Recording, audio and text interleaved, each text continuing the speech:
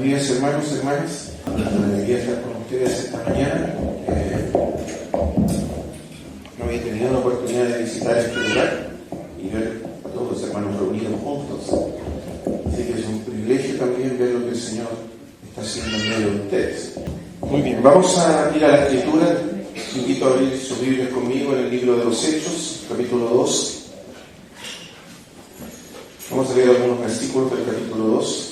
Vamos a leer primero versículo 22. Lo que tenemos aquí es el primer mensaje, la primera predicación del apóstol Pedro el día de Pentecostés. Y él dice lo siguiente. Vamos a leer algunos versículos. Primero el versículo 22 del capítulo 2 de Hechos. Varones israelitas, oíd estas palabras. Jesús Nazareno, varón aprobado por Dios entre vosotros con maravillas, prodigios y señales que Dios hizo entre vosotros por medio de él, como vosotros mismos sabéis. A este, entregado por el determinado consejo y anticipado conocimiento de Dios, prendisteis y matasteis por manos inicuos, crucificando, al cual Dios levantó, sueltos los dolores de la muerte, por cuanto era imposible que fuese retenido por ella. Versículo 31. Viéndolo antes, habló de la resurrección de Cristo, que su alma no fue dejada en el Hades, ni su carne vio corrupción.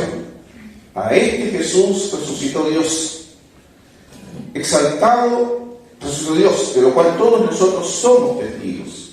Así que, exaltado por la diestra de Dios, y habiendo recibido del Padre la promesa del Espíritu Santo, ha derramado esto que vosotros veis y oís.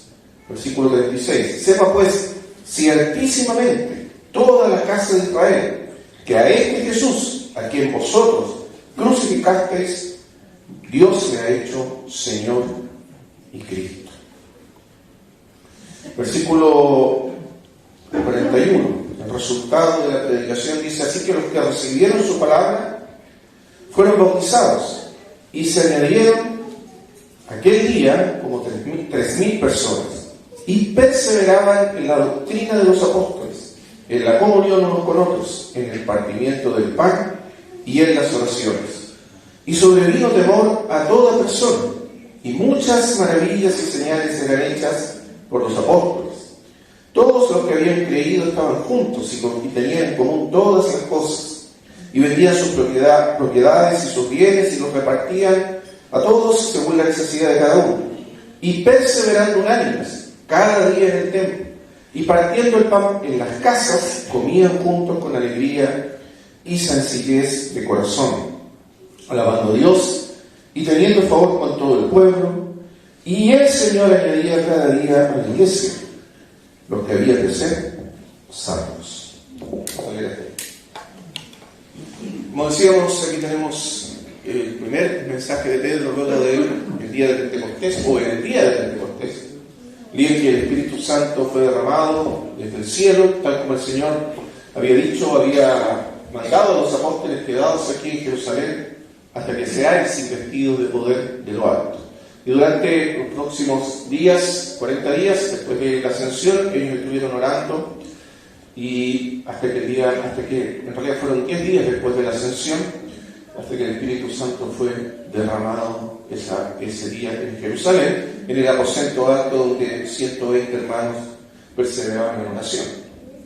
Ahora, la venida del Espíritu Santo es un hecho fundamental, un hecho esencial respecto a la iglesia. Es el momento que marca el nacimiento de la iglesia en la historia del mundo. Antes de eso, el Señor Jesucristo formó a los apóstoles, los preparaban una especie de embrión de lo que sería la iglesia. Pero la iglesia en sí nació el día de Pentecostés, el día en que el Espíritu Santo fue derramado y produjo entonces esa regeneración del corazón, ese nuevo nacimiento, esa vida que viene de lo alto, que proviene de la resurrección del Señor, fue impartida a la iglesia fue investida con esa vida, con ese poder, y entonces todos ellos fueron unidos a Cristo para formar el cuerpo de Cristo, la iglesia del Señor, por el poder y por la operación del Espíritu Santo. Así que ese es el momento exacto en que la iglesia nace en la tierra. Y ese es el momento en que Pedro se pone de pie. Entonces, que recuerdan lo que ocurre, hubo un gran estruendo, y ese estruendo atrajo a mucha gente a ver qué estaba pasando, y las personas que estaban allí se les aparecieron lenguas repartidas como de fuego, que se asentaron sobre cada uno de ellos y comenzaron a hablar en nuevas lenguas. Y hablaban las lenguas y los idiomas de mucha gente que estaban allí por causa de la fiesta de la Pascua, que había sido 50 días antes, y se habían quedado hasta Pentecostés. Y estaban allí entonces judíos de todas las regiones recuerden que los judíos se habían esparcido por todas las regiones del mundo conocido, y una vez al año venían a Jerusalén a celebrar la Pascua y luego se quedaban hasta Pentecostés, 50 días después. Entonces se juntó esa gente y empezaron a escuchar que cada uno de los apóstoles y los hermanos hablaban en sus propios idiomas las maravillas de Dios. Y por supuesto eso produjo una enorme agitación. Mucha gente, una multitud se juntó para ver qué estaba pasando. Algunos decían, están llenos de mosto. Mosto es el vino nuevo, entre paréntesis, el mosto es el nombre del vino. Están llenos de vino nuevo, lo cual ya sí es una metáfora, es el vino nuevo que trajo el Señor al mundo, de su vida, de la vida de Cristo ahora derramada en ellos. Pero inmediatamente Pedro se puso en pie y comenzó diciendo: hermanos, no se preocupen, no se asusten, estos no están llenos de mosto porque son las 9 de la mañana, nadie se emborracha a las 9 de la mañana. Lo que ha pasado es que se han cumplido las palabras del profeta Joel. Y entonces les explica, ¿no es cierto?, que en los posteriores días dice Dios: derramaré el Espíritu sobre toda carne, y cita la profecía de Joel respecto al derramamiento del Espíritu Santo. Pero lo interesante es esto, la explicación. ¿Por qué ha sido derramado el Espíritu Santo? ¿Por qué ha venido el Espíritu Santo? La venida del Espíritu Santo, el derramamiento del Espíritu Santo, tal como estaba prometido en la profecía. Ahora, es importante entender la fuerza de las palabras de Pedro en ese contexto, porque en el tiempo antiguo, en Israel del Antiguo Testamento, el Espíritu Santo solo era derramado, solo era otorgado o concedido a personas muy específicas. No era un don generalizado, no es que cualquier israelita recibía el don del Espíritu Santo. En realidad estaba solamente restringido a los reyes, y por eso se les llamaba los ungidos del Señor, o en hebreo literalmente los mesías del Señor. Los ungidos, los mesías, aquellos que son ungidos, capacitados, investidos por el Espíritu Santo para reinar.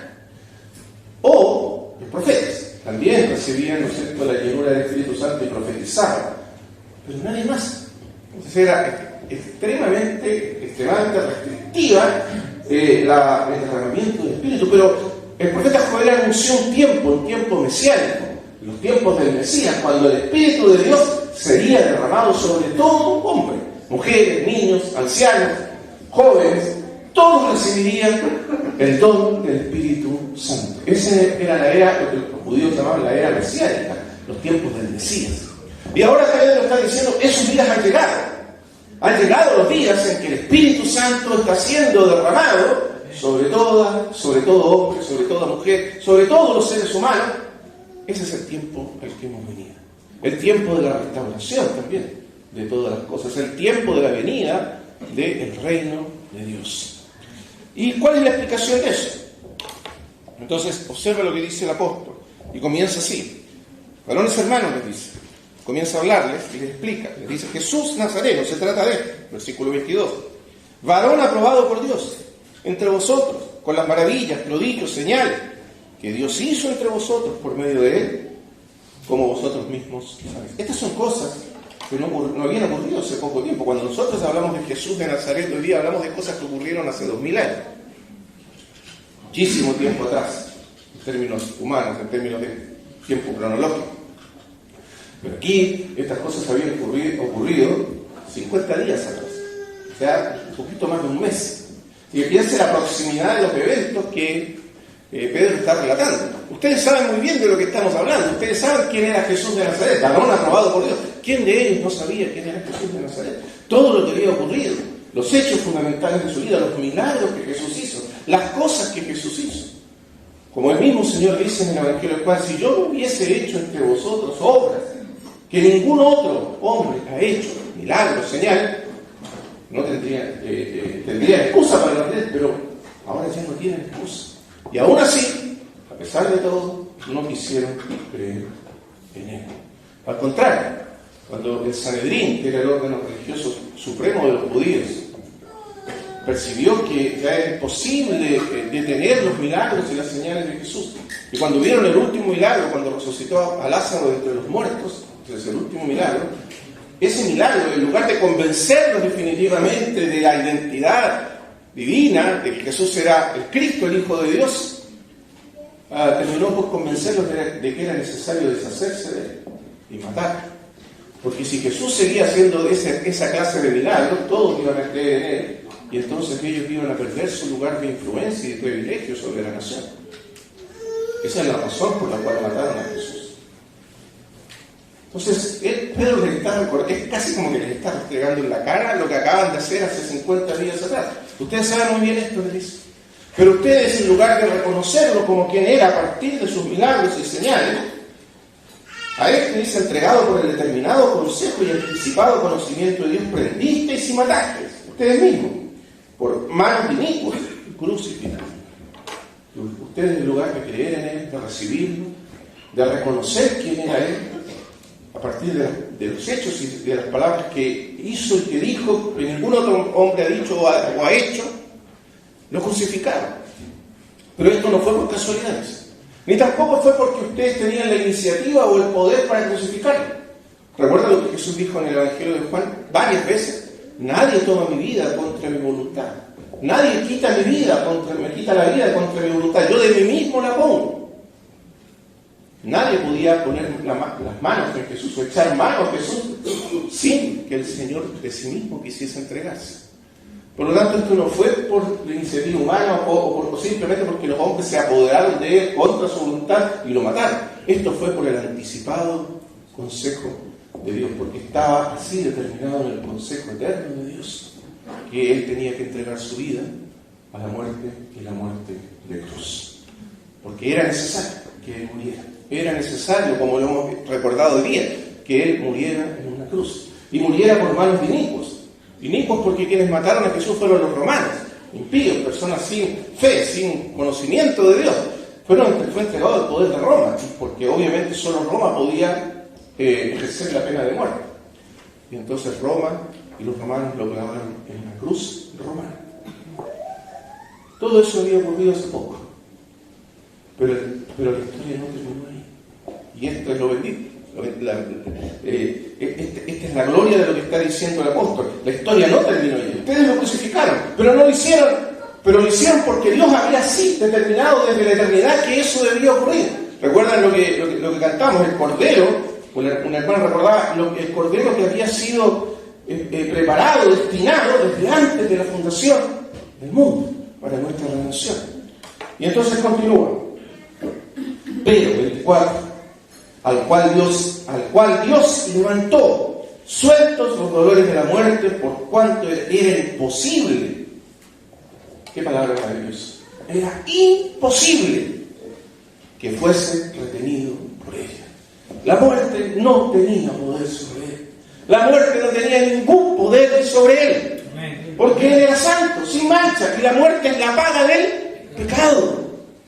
Y si él no tenía pecado, ¿qué poder tenía la muerte sobre él para retenerlo? Al contrario, la muerte fue absorbida por él, fue destruida por él. Él fue la muerte de la misma muerte. Y de su muerte, él mató a la muerte. Eso es maravilloso.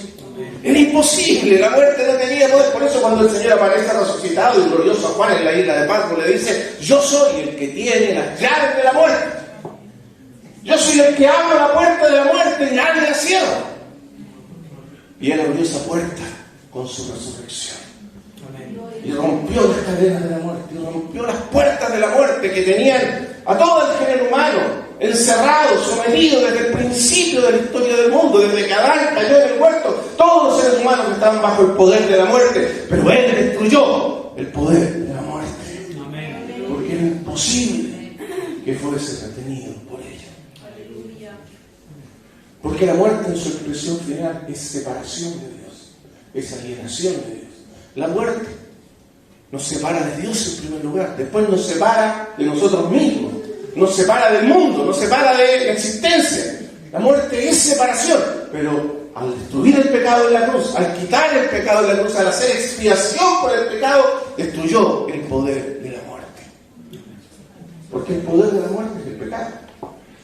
Y si no hay pecado, la muerte ya no tiene poder. Eso es maravilloso. Amén. Y sometió a la muerte. Y lo puso bajo su autoridad. Y se levantó victorioso entre los muertos. Porque la muerte no podía retenerlo. Eso ocurrió, dice Pedro. Ahora, observe, estas personas que están escuchando el mensaje deben haber quedado impactadas por lo que Pedro está diciendo. Ellos no vieron a Jesús resucitar de entre los muertos, porque Él murió públicamente, todos lo vieron crucificado. Él murió fuera de la ciudad, fuera de los muros de la ciudad, en el Gólgota. Y todos vieron a Jesús crucificado, todos lo vieron morir en la cruz. Y muchos de ellos estuvieron allí pidiendo que fuese crucificado. Y muchos se burlaron de Él cuando estaba clavado en la cruz. Pero Él resucitó. Y solo aquellos testigos que Él escogió lo vieron resucitar entre los muertos. Sus apóstoles lo vieron. Las mujeres que creían en Él lo vieron. María Magdalena fue la primera que lo vio. Muchas personas lo vieron resucitado. Apareció con... Dice, así comienza el libro de Hechos. Así comienza Lucas diciendo que Él apareció vivo. Después de haber padecido, se presentó vivo a Él. Se apareció a Él con pruebas. Y observe qué palabras fuertes usa Lucas. Indubitables. No era una ilusión, no era una alucinación, no era la imaginación de ellos. Eran pruebas indubitables. Comimos y bebimos con Él, dice Pedro, después de la resurrección. Lo tocamos con nuestras manos, lo vimos resucitado. Y no una sola persona, muchas personas. Pablo dice que hasta 500 hermanos lo vieron resucitado. Y por lo tanto Pedro dice, nosotros somos testigos. Dios lo levantó entre los muertos. ¿Saben? Esto es muy importante respecto al testimonio de los apóstoles y la resurrección. Todos ellos, cuando hablan de la resurrección, enfatizan este punto. Dios lo levantó entre los muertos. Cuando Pablo, mucho tiempo después, está delante del mismo Sanedrín y se le pide cuentas de lo que ha hecho y de lo que predica, entonces les pregunta, ¿qué pues? Dice, se juzga entre vosotros cosa increíble que Dios resucite a los muertos. Dios resucitó a su Hijo Jesús. Al resucitarlo de entre los muertos, Dios dio testimonio de Jesucristo. Dios avaló, confirmó plenamente las palabras y los hechos de Jesucristo. Y lo confirmó como su Hijo. Lo reconoció como su Hijo. Por eso el énfasis es, Dios lo levantó entre los muertos. Y después sigue, observa el versículo 32. A este Jesús resucitó Dios, de lo cual todos nosotros somos testigos. Así que exaltado por la diestra de Dios, y esta es la otra parte, y habiendo recibido del Padre la promesa del Espíritu Santo, ha derramado esto que vosotros veis. Entonces Pedro explica, ¿por qué ha venido el Espíritu Santo? Porque no solo lo resucitó, ellos lo vieron resucitado. Al final, el último día que estuvieron con Él en la tierra, Él apareció durante 40 días a sus discípulos, pero después de 40 días los llevó a todos afuera, al Monte de los Olivos, y entonces estando todos ellos ahí con Él, el Señor fue levantado a la vista de ellos, hasta que una nube lo ocultó de sus ojos.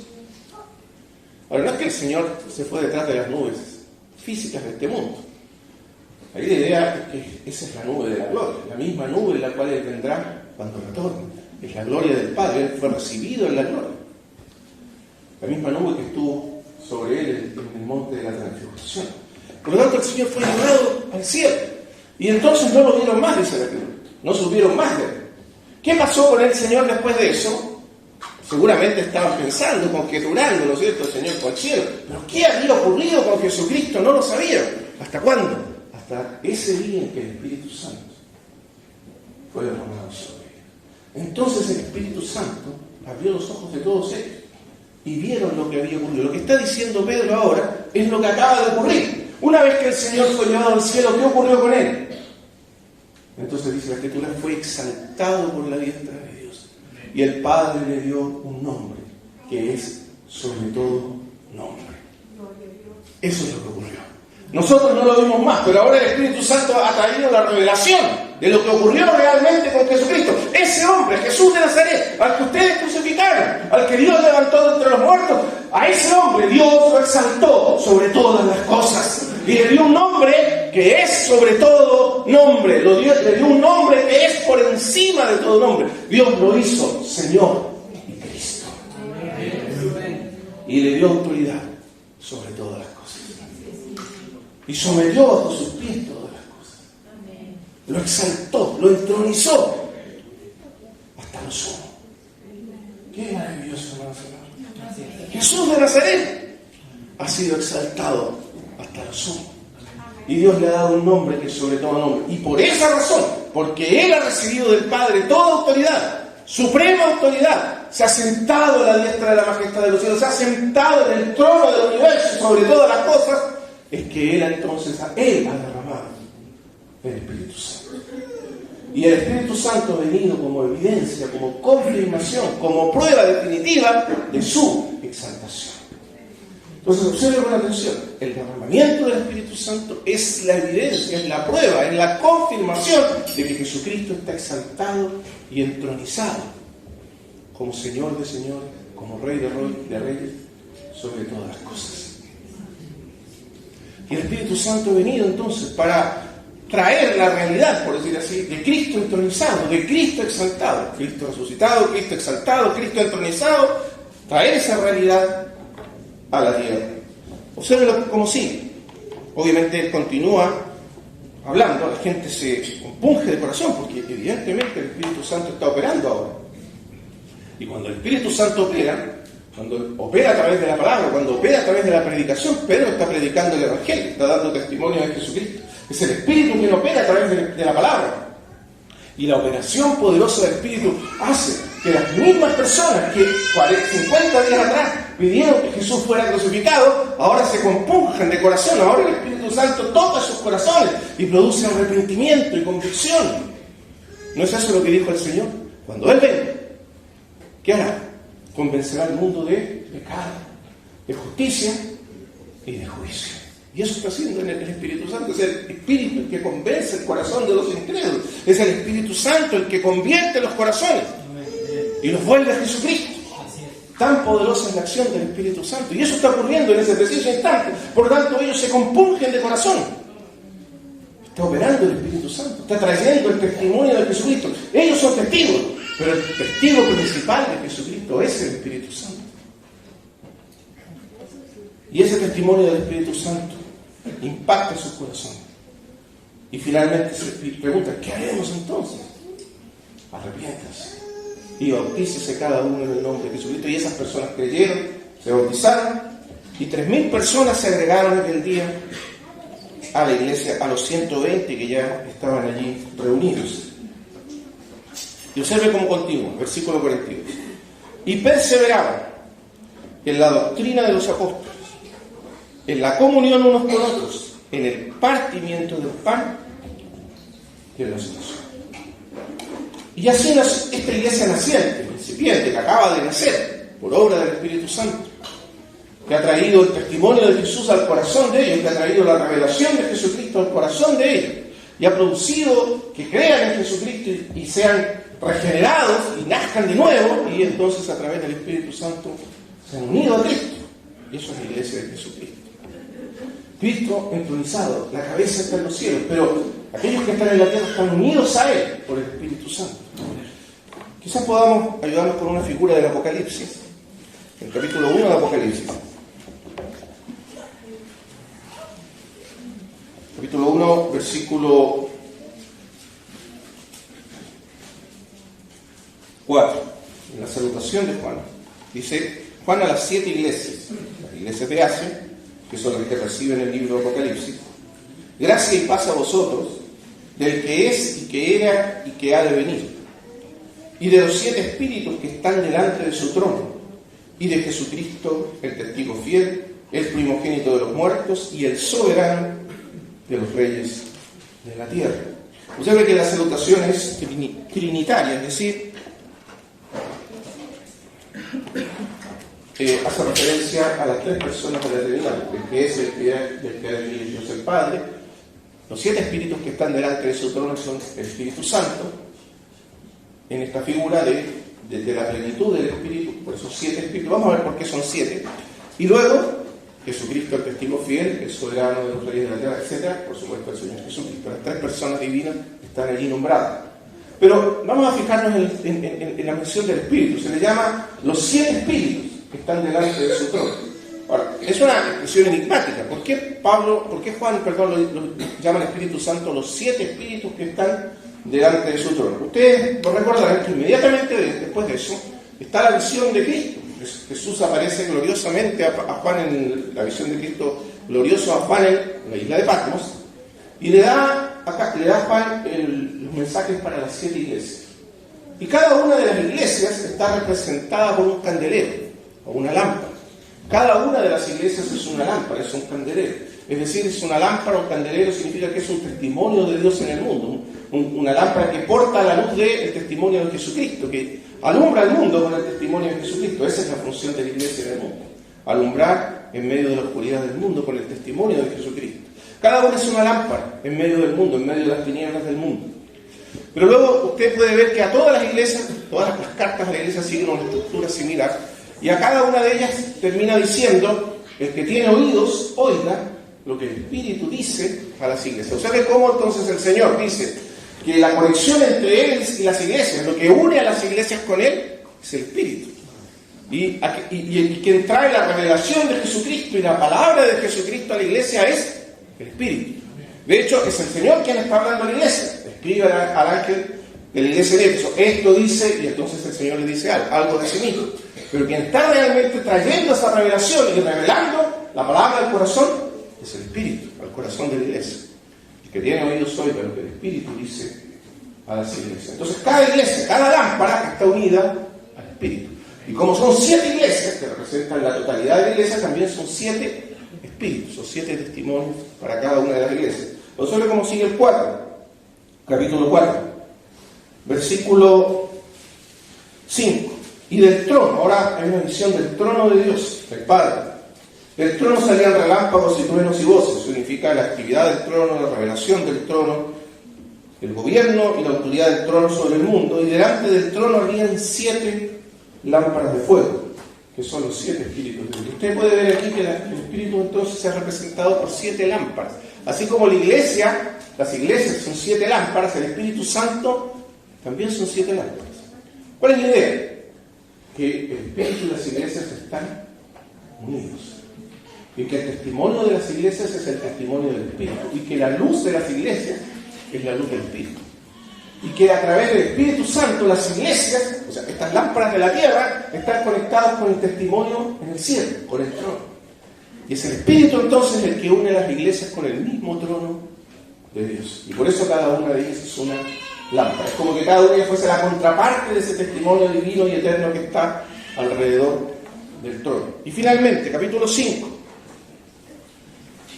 versículo 6. Y miré, ahora, y vi que en medio del trono y de los 4 seres vivientes y en medio de los ancianos estaba en pie un cordero como inmolado. Y ve al Señor Jesucristo en medio de todas las cosas, en el centro de todas las cosas, recibiendo del Padre autoridad y dominio absoluto sobre todas las cosas. Es el momento de la entronización del Cordero, que ha sido inmolado, que ha muerto, pero ha resucitado. Y observe que dice que tenía 7 cuernos y 7 ojos. Otra vez el número 7. Y aquí 7 cuernos y 7 ojos. En la Escritura, los cuernos, en el libro de Apocalipsis particularmente, los cuernos representan poder y autoridad. Y 7 significa plenitud de poder, o poder total, o poder completo. Jesucristo tiene autoridad, poder completo, total. ¿Recuerden lo que le dice a los apóstoles? Después de resucitar, toda autoridad es dada en los cielos y en la tierra. Jesucristo tiene todo poder en los cielos y en la tierra. Por eso tiene 7 cuernos. Y luego dice 7 ojos. Y los ojos representan conocimiento, sabiduría. Entonces, plenitud de poder, plenitud de conocimiento y de sabiduría. Y luego nos explica que esos 7 cuernos y esos 7 ojos, por eso hay una coma, son los 7 espíritus de Dios. En otras palabras, esa plenitud de poder, Y esa plenitud de sabiduría está en el Espíritu Santo de Dios. Y entonces dice, enviados por toda la tierra. En otras palabras, Él derramó el Espíritu Santo, que es la plenitud de su poder y la plenitud de sabiduría, de su sabiduría derramada sobre la iglesia. ¿No es eso maravilloso? Eso significa la venida del Espíritu Santo, que Él nos delegó, que Él nos invistió de su poder, de la plenitud de su poder y de la plenitud de su sabiduría, de su conocimiento. Él la derramó sobre la iglesia. ¿Para qué? Para que la iglesia sea su lámpara, su testimonio, la expresión de Él mismo sobre la tierra. Para que la iglesia lo represente a Él sobre la tierra. Para que a través de Él, que la iglesia se revele su poder y su sabiduría, su gloria en el mundo. De manera que es por el Espíritu Santo que la iglesia está unida a Cristo en los cielos. Y por el Espíritu Santo la iglesia es una sola cosa con Cristo.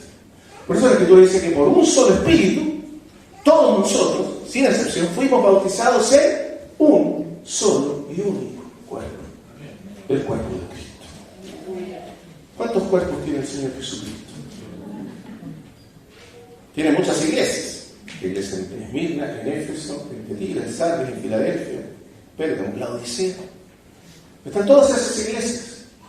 Cada una de ellas está expresando a Cristo. Cada una de ellas es una lámpara que representa a Cristo en el mundo. Su autoridad, su poder, su gloria. Y está unida a Cristo por el Espíritu Santo de Dios. Pero hay un solo cuerpo. No hay muchos cuerpos. No hay muchos cuerpos. Hay muchas iglesias, pero no hay muchos cuerpos. Hay un solo y único cuerpo de Cristo. Está constituido por todos los santos, de todos los tiempos, de todas las edades, los de ayer, los de hoy, los de mañana, los del pasado, los del presente y los del futuro. Todos los que han creído en Cristo son unidos a Cristo por el Espíritu para conformar en Él un solo y único cuerpo. El cuerpo de Cristo. Y aquí donde la iglesia se reúne, aquí donde los santos se reúnen en torno a Cristo para dar testimonio de Jesucristo, como lo hemos hecho esta mañana, en ese lugar se expresa ese único cuerpo.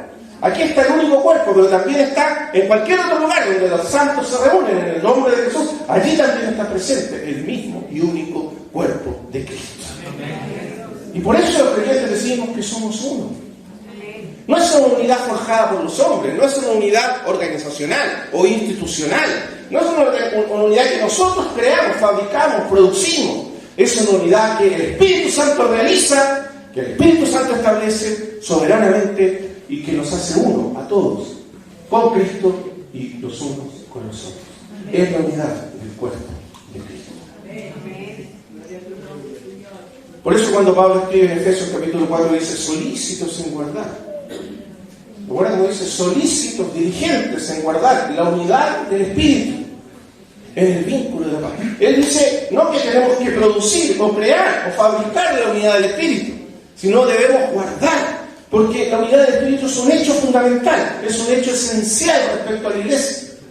No es algo que nosotros podemos romper, no es algo que podemos quebrar, no es algo que podemos destruir, pero tampoco podemos crear ni producir. Ya Cristo lo produjo, lo hizo, lo realizó en la cruz y lo confirmó por el Espíritu Santo en nosotros.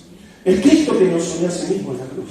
Es Cristo que de todos nosotros hizo un solo y nuevo hombre. Es Cristo que de todos nosotros hizo un solo cuerpo en la cruz. Y el Espíritu Santo derramado confirma ese hecho, lo realiza, lo hace real en la experiencia y nos bautiza a todos nosotros en un único y mismo cuerpo, que es el cuerpo de Cristo. Hemos hablado, por eso es tan trágica la división de la iglesia. La iglesia puede dividirse, es decir, la expresión, ¿no es cierto?, visible del cuerpo de Cristo puede estar dividido. Las iglesias se pueden dividir, pero el cuerpo no se puede dividir. Aunque nos dividamos en este mundo, en diferentes facciones, por razones doctrinarias o ministeriales, o organizacionales, o institucionales, tantas razones por las cuales las iglesias se dividen, pero el cuerpo de Cristo nunca se divide. Y a los ojos de Dios, en Cristo seguimos siendo un único y mismo cuerpo de Cristo. Lo que Pablo dice es, sean solícitos en guardar, en mantener, en expresar esa unidad esencial. No dejen que la división entre ustedes, no dejen que Satanás o el mundo o el pecado los dividan. Recuerden la oración final del Señor Jesús en el capítulo 17 de Juan. Su última oración, la llamada oración sacerdotal del Señor, donde el Señor entra en el lugar santísimo y ejerce su función mediadora, intercesora, como sumo sacerdote a nuestro favor. Del capítulo 13 en adelante, el Señor les enseña, en el Evangelio de Juan, les enseña a orar en su nombre, porque Él irá al Padre y será nuestro mediador delante del Padre. Eso no había ocurrido antes. Es la primera vez que Jesús enseña a orar en su nombre. Y luego Él les muestra específicamente cómo se ejerce esa mediación y ora por ellos en el capítulo 17. ¿Recuerdan cuál es el corazón, la esencia de esa oración? Padre, que sea uno. Que sea uno. Como tú, oh Padre, en mí y yo en ti, que ellos también sean uno en nosotros. Está orando para que de todos los que queden en Él, los que están con Él ahora, porque ahora ya no está orando por el mundo, ahora está orando por los suyos, solo por los suyos. Y está pidiendo que todos los suyos, los de ahora y los de mañana, los que han de creer en mí por la palabra de ellos, hasta el fin de los tiempos, nosotros que estamos aquí y los que vendrán después, todos los que han venido y vendrán, que todos sean uno en nosotros. Está orando para que de todos ellos Dios haga un solo cuerpo, una sola iglesia en el sentido universal. Por eso, al principio, cuando se escribió el credo de los apóstoles, que es la primera declaración de fe de la iglesia extrabíblica, una de las declaraciones es: creo en la iglesia católica. Esa palabra católico, que a uno le suena, la iglesia católica romana, el Papa. No. Católico significa simplemente universal. Lo que los hermanos confesaban, y esto mucho antes de que existiera el Papa y antes de que existiera la institución católica, mucho antes, lo que los hermanos confesaban ya desde el primer siglo, es que la iglesia, en sentido espiritual, es una y es universal. No hay más iglesia que el cuerpo de Cristo. Y el llamado es a guardar esa unidad.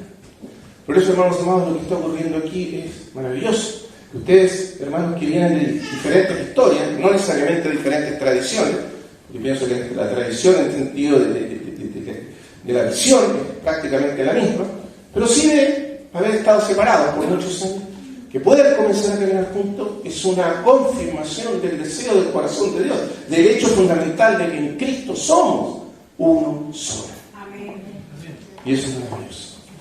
De hecho, nosotros ya venimos de una experiencia así, hace 24 años atrás. Ya nos juntamos, ya comenzamos a caminar juntos y hasta ahora hemos permanecido caminando juntos, grupos que teníamos una historia pasada diferente, pero el Señor nos unió. Y la unidad que Cristo forjó es una unidad de espíritu, es una unidad de la realidad del espíritu. Ahora, en términos prácticos, ¿cómo es que esa vida, esa unión con la cabeza? Porque, hermanos amados, lo que nos une es Cristo. Es porque estamos unidos en la misma cabeza, que somos un cuerpo. Si nuestra cabeza fuera otra, no podríamos ser un solo cuerpo. Cada cabeza tiene solo un cuerpo. Por lo tanto, lo que une el cuerpo es la cabeza. Lo que hace que seamos uno es porque estamos unidos en una misma cabeza. Y esa cabeza es Cristo y está entronizada en los cielos. Por eso Pablo le escribe a los colosenses y les dice: lo que ustedes tienen que hacer, lo más importante que la iglesia puede hacer en el mundo, la tarea más importante de la iglesia es una sola. ¿Sabe cuál es? Agarrarse firmemente de la cabeza. Eso es lo que dice Pablo. La expresión en Colosenses es haciéndose de la cabeza, pero la palabra específica en griego es más que asirse en términos de tomarse, es agarrarse con fuerza de la cabeza. Y eso es nuestra función. Cuanto más agarrados estamos de la cabeza, por decir así, cuanto más unidos estamos a la cabeza por experiencia, más comunión y unidad del Espíritu se manifestará en nosotros. Porque lo que nos une es Cristo. Y todo lo demás, hermanos, por bueno, por excelente que sea, nos divide y nos separa. Si lo que nos mantiene unidos, si a lo que nos agarramos es a un ministerio particular, por muy grande y excelente que sea, vamos a terminar divididos. Si lo que nos mantiene unidos, a lo que nos agarramos con fuerza, como, por así decir, el foco de nuestra atención principal, es una doctrina, una enseñanza específica, vamos a terminar divididos. Esa es la historia de la iglesia. Pero si nos agarramos de Cristo, y solamente de Cristo, eso nos mantendrá siempre unidos. Esa es la realidad. Por eso en la misma oración del capítulo 17, el Señor, cuando ora por la unidad de ellos, dice: la gloria que me diste, yo les he dado, para que sean uno. Presta atención a esto. La gloria de Cristo es el tema del Evangelio de Juan. Capítulo 1, el capítulo 1 de Juan, versículo 10 en adelante, declara, por decir así, el tema central, el tópico central del Evangelio. Y aquel verbo fue hecho carne y habitó entre nosotros y vimos su gloria. Vimos su gloria. Reveló su gloria. Y todo el Evangelio de Juan no es más que una exposición de ese punto. Cómo el verbo se hizo carne y cómo nosotros vimos su gloria. Y esa gloria Él nos dio. Esa es su gloria, que es la visión, es el conocimiento, es la revelación de Jesucristo. Esa es su gloria. Él se reveló a nosotros en la plenitud de su gloria, de su carácter, de su poder, de su majestad, de su identidad como Hijo amado y eterno de Dios. Esa gloria que Él revela nos hace uno. Cuando nuestros ojos miran al Señor y contemplan su gloria, esa gloria nos une. Cuando nuestros ojos se desvían del Señor y dejamos de mirar su gloria y contemplar su gloria, comenzamos a dividirnos. Porque la gloria del Señor nos une. En tanto nuestros ojos estén mirando siempre al Señor y contemplando su gloria, en cuanto estemos mirando juntos su gloria, esa gloria nos mantendrá siempre unidos. Y no necesitamos de una unidad institucional, organizacional para estar unidos. En nuestra experiencia, creo que los hermanos la conocen, nosotros llevamos 24 años caminando juntos en el servicio, en el ministerio, y nunca hemos creado ninguna organización ni ninguna forma de organización e institución que nos mantenga unidos. Lo que nos mantiene unidos es la visión de Jesucristo. Si un día perdemos esa visión, ya no estaremos más unidos, porque lo que nos une es Cristo. Y no necesitamos nada más. Es la unidad espiritual, real, verdadera, de los hijos de Dios. Ahora, como el punto central es agarrarse de la cabeza, mantenerse unido a la cabeza, ustedes ven que inmediatamente se nos dice que la multitud de los que habían creído estaban unánimes, estaban juntos, tenían en común todas las cosas. Eso es unidad real. Es la unidad no solo del espíritu, sino también una unidad manifestada en el amor, en el servicio, en la mutualidad, en el compañerismo. Podían estar juntos. Pero esa unidad visible es el fruto de esa otra unidad espiritual, invisible, que primero se establece en el corazón. Y luego viene la expresión visible de eso. Entonces, el libro de los Hechos nos dice que la iglesia, que existen 4 pilares fundamentales por medio de los cuales la iglesia se mantiene unida al trono que está en los cielos. Unida a Cristo, entronizado. Cuando uno lee el libro de los Hechos, seguramente usted se va a dar cuenta de algo que es evidente a lo largo de todo el libro, que el Señor está en el trono. Voy a repetirlo, el Señor está en el trono. Y está reinando y está gobernando, y nadie puede resistir la autoridad del trono, nadie puede resistir a Cristo resucitado y entronizado. La iglesia avanza con poder, sí, se oponen los poderes del mundo, los poderes religiosos, los poderes institucionales, los poderes de la oscuridad, los reyes de este mundo se oponen, pero Cristo es invencible. Y porque Jesucristo es invencible, la iglesia es invencible. Usted puede ver claramente que quien gobierna y dirige la iglesia es Jesucristo en el libro de los Hechos. Y que Cristo está presente en su iglesia, tal como Él lo prometió en Mateo. Toda autoridad me da en el cielo, no solo en el cielo. Por favor, preste atención, también en la tierra. Él también es Rey de reyes y Señor de señores. Por eso Apocalipsis lo llama soberano de los reyes de la tierra. El Imperio Romano, que en ese tiempo de paz se oponía y se levantó contra la iglesia, no tiene el poder de vencer a Jesucristo. Y ningún poder secular puede vencer a Jesucristo. Y usted ve a la iglesia avanzando. El Sanedrín se levanta, se opone. El mismo Sanedrín que crucificó al Señor. Pero recuerda, el Sanedrín no tiene ningún poder sobre la iglesia porque Él está bajo la autoridad de Jesucristo. Y la iglesia sigue avanzando. ¿No es así? Y les prohíben hablar en el nombre de Jesús, pero continúan. Y nadie puede resistir el poder de Cristo, que es el poder del Espíritu Santo operando en la iglesia. Después se levanta el rey Herodes. Sí, Dios permite que a veces los creyentes padezcamos y suframos por causa de él. Y Santiago, el hermano de Juan, es asesinado, muerto a espada. Pero aún así no se puede detener el testimonio de la iglesia. Porque el mismo cielo está operando en la tierra. La misma autoridad del cielo está trabajando en la tierra. Y usted ve ángeles que abren puertas de cárceles, terremotos que derrumban cárceles. ¿Eso qué es sino el mismo poder del cielo actuando sobre la tierra? Y Pedro es liberado, y esta gente se toma la cabeza, y el rey Herodes, arrogante y soberbio, pretendiendo destruir a los santos, termina muerto por el toque de un ángel. ¿No es así? Eso significa que el cielo está actuando sobre la tierra de manera irresistible. ¿Cuál es el secreto de todo esto? Ahora, sigamos, porque podríamos seguir el libro de Hechos para ver cómo una y otra vez se repite el punto. El punto es que así prevalecía poderosamente la palabra del Señor. Y nadie podía impedir el testimonio de la palabra del Señor. Nadie, ni el rey Herodes, ni los magistrados, ni los poderes seculares, ni el Sanedrín, nadie tenía poder para hacer frente a Jesucristo. Recuerde Pablo, el gran enemigo de la iglesia. Determinado a destruir a la iglesia, determinado a perseguir a los santos, incluso a las naciones extranjeras. Hasta el mismo Damasco fue Pablo, como un toro furioso, se dice en la Escritura. Literalmente, cuando dice respirando amenaza, significa como un toro furioso en griego. Ese toro furioso que respira fuerte y quiere arremeter con todo. Así va Pablo detrás de los creyentes, pero cuidado, hay uno más grande, uno invencible, se llama Jesucristo. Y él mismo salió al encuentro de Pablo y lo detuvo. Y no solo lo detuvo, no solo lo derribó, sino que lo convirtió en el campeón de la fe. Es en Jesucristo.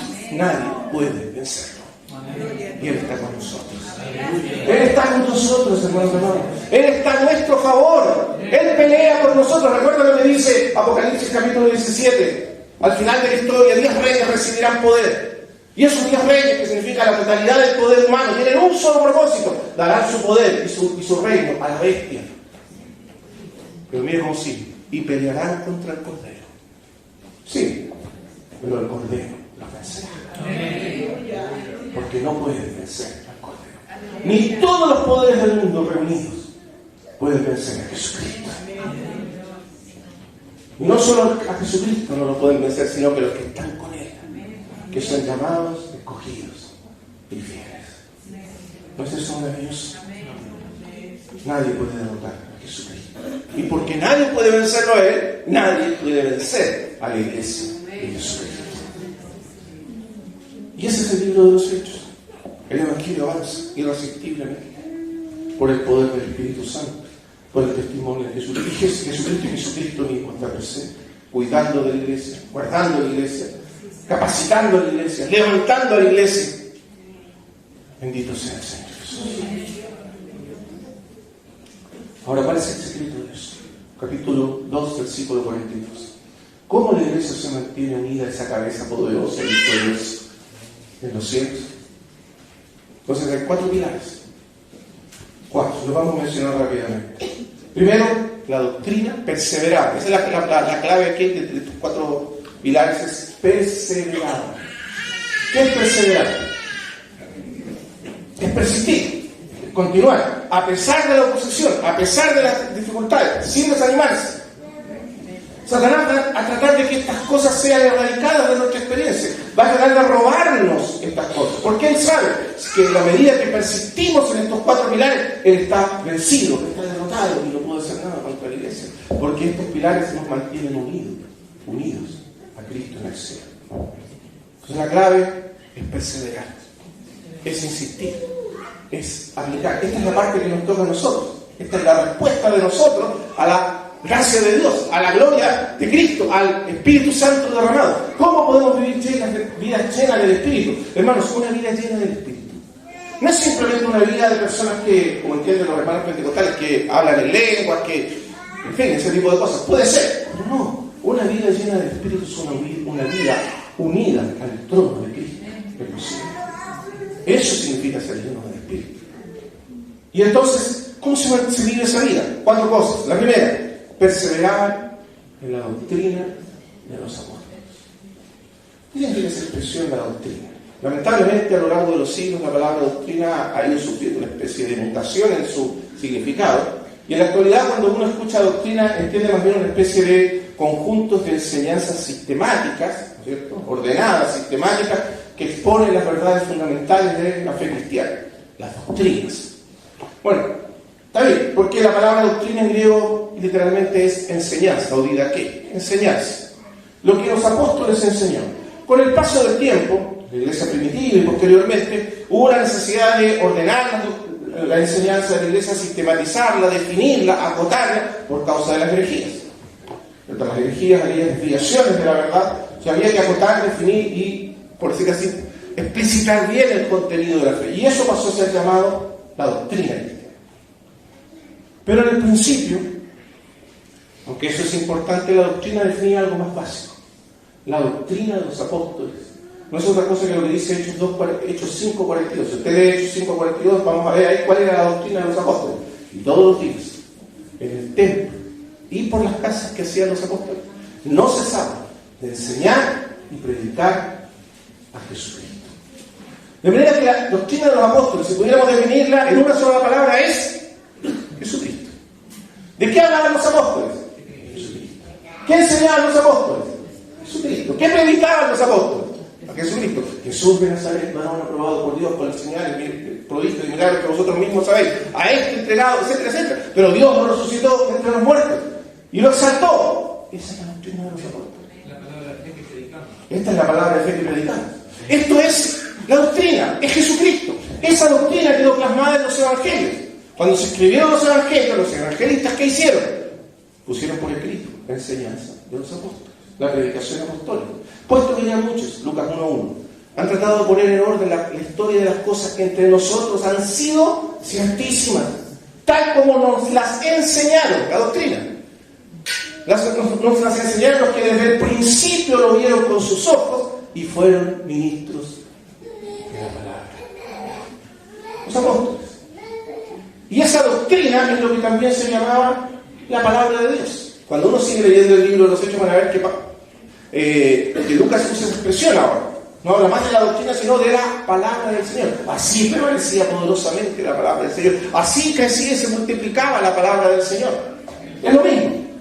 Es la palabra de los apóstoles. Es el ministerio de la palabra llevado adelante por los apóstoles. Y este ministerio era tan importante, tan fundamental, tan básico para la vida de la iglesia, que en el capítulo 6, ¿recuerdan cuando hubo este problema de la distribución de los alimentos en las mesas? Que algunas personas judías de origen helénico, no de Judea, sino de fuera, eran desatendidas, eran como discriminadas al momento de la distribución. Entonces hubo que resolver el problema. Y los apóstoles se reunieron, llamaron a los hermanos y dijeron: miren, esta es la solución, hermanos. Busquen entre ustedes, hermanos de buen testimonio, llenos del Espíritu Santo, a quienes encomendemos esta tarea. Porque no es justo, fíjense con atención, que nosotros dejemos el ministerio de la palabra de Dios para atender a las mesas. No que el servicio no sea importante en la casa de Dios, es importante. Pero más importante es el ministerio de la palabra de Dios. Y nosotros persistiremos en el ministerio de la palabra de Dios y en la solución. ¿Por qué, hermanos? Porque es a través de la palabra, del ministerio de la palabra, que la revelación de Jesucristo, que la visión de Jesucristo es impartida en la iglesia. Y es esa visión la que nos potencia, la que nos capacita, la que nos une a Cristo. Entonces, ¿cuán importante es que ese ministerio esté vivo, vigente, permanentemente se esté ministrando la palabra de Dios en la casa de Dios? Y cuando digo la palabra de Dios no me refiero a estudios bíblicos simplemente, porque uno puede llenarse de estudios bíblicos y no necesariamente estar comunicando la palabra de Dios. La palabra de Dios es un ministerio de revelación. Es la revelación de Jesucristo impartida a través del ministerio de la palabra a la iglesia. En el capítulo 23 de Jeremías, cuando el Señor desafía y enjuicia a los falsos profetas, el tiempo estaba lleno de falsos profetas, entonces la razón por la que son juzgadas y la pregunta que Dios les hace para juzgarlos, les dice: porque ¿quién de ustedes, quién de todos ustedes estuvo en el secreto de Jehová y oyó y vio su palabra? ¿Se da cuenta? No es una cuestión meramente de comprensión mental, intelectual, es visión espiritual, es ver, es entender, es oír al mismo Dios. En el tiempo del profeta Elías, los días de Elías, cuando la palabra de Dios había sido robada, desaparecido, de la experiencia del reino del norte. Porque Jezabel y Acab habían perseguido a los profetas de Jehová y habían matado a los profetas. No había palabra del Señor. Aparece un hombre que restaura la palabra de Dios, porque es lo primero, siempre lo primero es la restauración de la palabra, de la centralidad, de la supremacía de la palabra de Dios. Y ese hombre, ¿qué dice? ¿Cómo se presenta en la historia del mundo? Vive Jehová, en cuya presencia. ¿Qué significa eso? Es un hombre que viene de la presencia de Dios, que ha visto a Dios cara a cara, que ha oído directamente de Dios su palabra. La palabra de Dios ha venido directamente de Dios a su corazón. Y por eso es un hombre que puede restaurar la palabra y la visión de Dios. Eso es lo que necesita la iglesia. Hombres y mujeres que hablen de lo que han visto y lo que han oído. Entonces le dice, en el mismo capítulo 23 de Jeremías, le dice Dios a los falsos profetas: ¿saben cuál es la diferencia entre la palabra humana, la enseñanza humana, que incluso si es bíblica, si es teológica, si es doctrinaria? ¿Saben cuál es la diferencia? No es mi palabra como fuego purificador, no es mi palabra como un martillo que quebranta la piedra. Así que poderosa la palabra de Dios. Y eso necesitamos. Entonces perseveraban en el ministerio de la palabra, en la doctrina. En primer lugar, claro, oyendo la palabra, escuchando la palabra, que es centrada, que está enfocada, cuyo contenido es Jesucristo, pero además perseverando en ella. Es decir, no solo oyéndola, sino guardándola, confesándola, estudiándola, creyéndola, aplicándola a su vida. Eso significa perseverar en el ministerio de la palabra. Si hacemos eso, Cristo va a estar en el centro de nuestra comunión. Cristo va a estar presente en medio de nosotros como una realidad viva, palpable, porque es a través de su palabra, con su Espíritu Santo, que Él habita en nuestros corazones. Amén. Pero este es el primer peldaño. El segundo, que viene a continuación, es perseverar también en la comunión unos con otros. Los textos más antiguos dicen solamente comunión, koinonía. Y luego los manuscritos posteriores agregaron unos con otros un poco para especificar qué tipo de comunión es. Porque cuando uno habla de comunión puede referirse a la comunión con Dios o puede referirse a la comunión entre los hermanos. Pero creo yo que aquí son las dos cosas. Es decir, la comunión con Dios es inseparable de la comunión con los hermanos. Porque si no tenemos comunión con Cristo, no podemos tener comunión unos con los otros. Y como dice Juan, nuestra comunión, en primer lugar, procede del Padre. Es con el Padre y con su Hijo Jesucristo. Y en el mismo sentido, entonces, 1 Juan 1:1 dice: lo que hemos visto, lo que hemos oído, lo que hemos contemplado. Lo que era desde el principio, lo que hemos visto, lo que hemos oído, lo que hemos contemplado, lo que tocaron nuestras manos. ¿No dice eso? Ese es el testimonio de los apóstoles, esa es la doctrina de los apóstoles. Esto se anuncia. ¿Para qué? Para que también ustedes tengan comunión con nosotros. De ahí procede la comunión del cuerpo de Cristo. De esa visión, de ese conocimiento, de ese conocimiento en común de Jesucristo, para que también ustedes tengan comunión con nosotros. Pero esa comunión que tenemos entre nosotros no es meramente una comunión a nivel horizontal, entre nosotros, no es una cuestión social, humana, meramente, es comunión con el Padre, con su Hijo Jesucristo. Por eso en 2 Corintios al final, cuando se da la salutación final, la llamada doxología, aparece el amor asociado con el Padre, el amor del Padre, la gracia del Señor Jesucristo, la gracia está específicamente asociada al Señor Jesucristo, y la comunión, ¿a quién está asociada? Al Espíritu Santo de Dios, la comunión del Espíritu Santo de Dios. Es decir, lo mismo que en el Padre es amor y que en Jesucristo es gracia, en el Espíritu Santo se convierte o se expresa como comunión. Porque el Espíritu Santo es eso, es esencialmente comunión. Los teólogos que han estudiado, que han profundizado en la realidad de la Trinidad Divina, nos dicen que el Espíritu Santo es exactamente eso, es el vínculo de comunión eterna entre el Padre y el Hijo. Así que lo que define al Espíritu Santo propiamente es la comunión. Porque Él une al Padre y al Hijo eternamente en un vínculo indestructible, inquebrantable. Y Él genera ese mismo vínculo trinitario entre nosotros. De manera que nuestra comunión, presta atención, nuestra unidad, nuestras relaciones son producidas, son creadas por el Espíritu Santo dentro de la comunión del Padre y del Hijo. Cuando el Espíritu Santo nos une, no solo nos une entre nosotros, nos une con la misma unidad con que el Padre y el Hijo están unidos. Nos hace parte de esa comunión eterna y divina. Y por eso nuestra comunión es santa. Y contristar al Espíritu Santo en la Escritura significa dañar esa comunión, ofender esa comunión. Cuando destruimos, dañamos, ofendemos esa comunión que creó entre nosotros, estamos ofendiendo, contristando al Espíritu Santo. Por lo tanto, perseveraban en la comunión. Y esa expresión unos a otros aparece más de 66 veces en el Nuevo Testamento y define la vida práctica de la iglesia. Sirviéndonos unos a otros, amándonos unos a otros, perdonándonos unos a otros, exhortándonos unos a otros, etcétera, etcétera, etcétera. Unos a otros. Comunión, relación, mutualidad. Ese es el sello de la vida del Espíritu en la iglesia. Entonces, si queremos permanecer en esa vida del Espíritu, debemos perseverar en la comunión unos con otros. Tercero, el partimiento del pan, lo que hemos hecho hoy día. Ahora, dejando de lado la práctica en sí, o la manera en sí en que podemos celebrar la mesa del Señor, ¿qué es lo esencial? ¿Por qué aparece en tercer lugar y por qué es tan importante la mesa del Señor? ¿De qué se trata esencialmente la mesa del Señor? ¿Por qué los hermanos en el tiempo del Nuevo Testamento lo hacían todos los días? Todos los días partían el pan. Y después, en las iglesias gentiles, ya no se hacía todos los días como en Jerusalén, pero se hacía una vez a la semana. Los primeros días de la semana, los llamados domingos. ¿Por qué? ¿Por qué esa persistencia, esa insistencia permanente en celebrar la mesa del Señor? Cuando los hermanos se reunían, cuando estaban juntos, en el centro de esa reunión de adoración, de comunión, de exaltación y de testimonio, ¿qué estaba? La mesa del Señor. Ese era el testimonio central de la iglesia, en su reunión, en su comunión visible, expresada. Por eso la comunión lleva a la mesa del Señor. ¿Pero por qué? ¿Qué significa la mesa del Señor? Solo una cosa fundamental: la centralidad y la supremacía de Jesucristo en la iglesia. Que el único que tiene el derecho a estar en el centro de nuestra reunión y de nuestra comunión, de nuestra vida de comunión, es el Señor Jesucristo.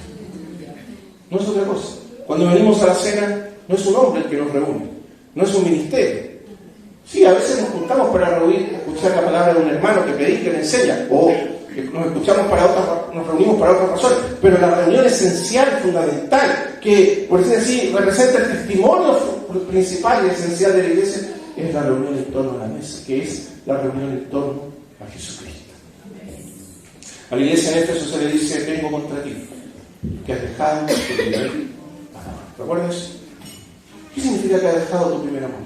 Que otras cosas que son buenas, porque era una iglesia celosa de la doctrina, de la enseñanza, aprobado los que se dicen ser apóstoles y no lo son, y los hallados mentirosos, y también aborrecen las obras de los nicolaitas, otra herejía. Sí, era una iglesia doctrinalmente celosa, y has trabajado por amor de mi nombre, y no has desmayado, y era una iglesia que ha perseverado y ha tenido paciencia, tiene muchas cosas buenas, pero tiene una falla fundamental: has dejado tu primer amor. Es decir, que el centro, el foco central de su comunión ya no es Jesucristo, sino otra cosa. Y eso es la iglesia. La cena del Señor, si la practicamos correctamente, si la hacemos como debe ser, nos permite mantenernos enfocados en Cristo, como el foco central de nuestra comunión y de nuestra reunión como iglesia. Y por eso perseveraban en el partimiento del pan. Y finalmente perseveraban en la oración. Ahora, yo creo que muchos de nosotros, no muchos, todos nosotros, somos llamados a una vida de devoción, de oración personal. Cada uno de nosotros debe aprender a orar permanentemente, personalmente, en su lugar privado, como nos enseña la Escritura. Está bien. Pero aquí esta oración en particular es la oración de la iglesia. Ellos perseveraban, no cada uno solo en su lugar orando, sino que había una oración perseverante de la iglesia. ¿Por qué la oración de la iglesia? Si uno avanza un poquito más adelante, en el capítulo 4, va a ver que está este conflicto nuevamente con el Sanedrín. Y cuando Pedro y Juan son llevados otra vez al Sanedrín a rendir cuentas, y ahora los maltratan, los azotan, y les prohíben hablar en nombre de Jesucristo. Y estamos hablando del Sanedrín, el mismo Sanedrín que 50 días, un poco más alto, unos 2 meses antes, había asesinado al Señor Jesucristo. O sea, no era una cosa para tomarla a la ligera. Era gente peligrosa, eran asesinos. Y había que tomar en serio lo que decían. Y los combinaron a de ninguna manera hablar más en el nombre de Jesús. ¿Pero qué hicieron? Se asustaron, ¿Retrocedieron? ¿Se escondieron? ¿Hicieron caso? No. Volvieron a los suyos. Y unánimes alzaron la voz a Dios. Es la oración de la iglesia. ¿Por qué es el cuarto punto? Porque para que la oración de la iglesia sea efectiva se requiere unanimidad. Y lo que nos une es la palabra de Dios, la comunión unos con otros. Esto es lo que nos hace realmente experimentar esa vida de unidad, de unanimidad. Y la cena del Señor. Son todos elementos que nos unen en una sola mente, en un solo corazón.